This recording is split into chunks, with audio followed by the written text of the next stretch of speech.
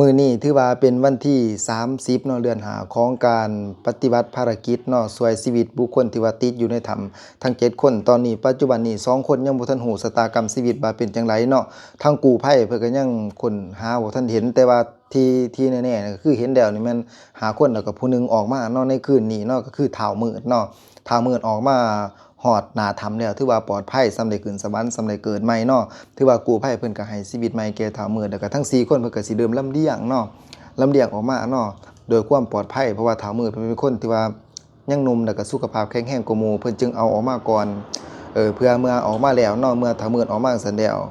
เพื่อว่าคนต่อไปก็สิเฮ็ดแบบเดียวกันเนาะเพราะว่าเอิ้นว่าหนทางที่ว่าออกมามันก็ค่อนข้างว่าลำบากเนาะ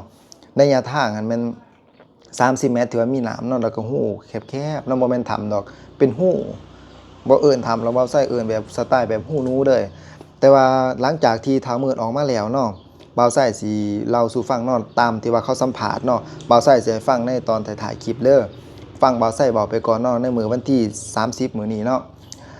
บ่าวไส้สิเว้าจังซี่คือตอนที่ว่าเขาสัมภาษณ์ถามมื้อเนาะถามมื้อบอกว่า2คนนั้นเขาไปทางในถ้ำอีกในถ้ำมันมีหลายแยกแฮงลำบากเนาะกู้ภัยเฮานี่โอ้ต้อง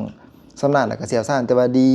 ที่ว่ากู้ภัยเพิ่นมาหลายคนเนาะเพิ่นมาหลายประเทศที่ว่ามีแต่ผู้เชี่ยวชาญเพิ่นก็สิคิดว่าเพิ่นก็สิค้นหาซอกหา 2คนนั้นเห็นได้ไวๆนี่ฝากติดตามไปน้ำกันเท้ามืดบอกว่า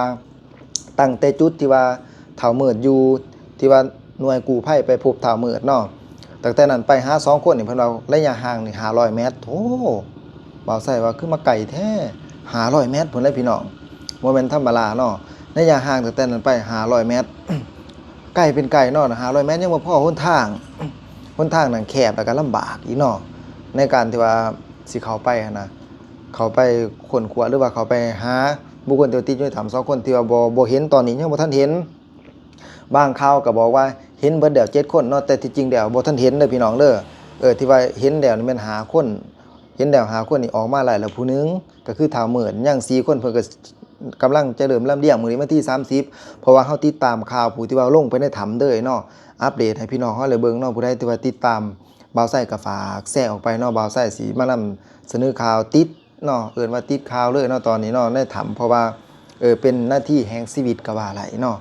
ฝากเป็นกำลังใจให้เพิ่นเด้อพี่น้องเด้อแล้วก็ขอให้ทั้งมื้อเนาะสุขภาพแข็งแรงไว้ๆเนาะเพราะว่าฟื้นฟูร่างกายแล้วก็ให้ข้อมูลแก่ผู้ที่ว่าเขาสิเข้าไปซอยทั้ง2ชีวิตที่ว่าบ่ฮู้ชะตากรรมชีวิตตอนนี้เนาะบ่ทันเห็นหน้าเห็นตาเลยว่าซะทั้ง4คนก็สิเดินลำเลียงออกมาเนาะก็ขอให้ตลอดปลอดภัยเบิดทุกคนฉะนั้นแล้วเฮามาฟังคลิปที่ว่าเพิ่นสัมภาษณ์ทั้งมื้อนำกันเนาะตอนที่ว่าทั้งมื้อออกมาจากถ้ำพี่น้อง อันเร่งมันจะเร่งแต่ว่าอ้ายอยากถามคำถามหนึ่งว่าอันน่ะพวกน้องเคยเห็นเขาเจ้าลงไปในบ่อเจ้าลงไปตลอดครับ เขาเจ้าลึ่งเป็นบ่มันมีบ่อนให้เขาเจ้าหลบภัยบ่มันมีบ่อนที่เขาเจ้าสามารถมีชีวิตรอดอยู่เป็นบ่มีแต่ว่ายันทุนหนาวอันโอ้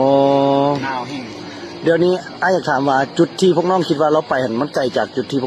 พวกอ้ายไปพบน้องไกลบ่ไกลจากประมาณจากเมตรโอ้จะเปลี่ยนมาเลย500 เมตรฮะ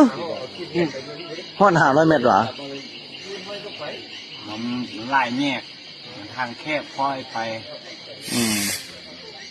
บอยเขาขึ้นนั้นซิลีน้ำนี่บอลสูงแล้วตรงมีบอลลี่สูงบ่ว่าหนาวว่าเท่าอยู่อันทว่าประเทศไทยสุดที่แห่งหนาวแล้วคนตาย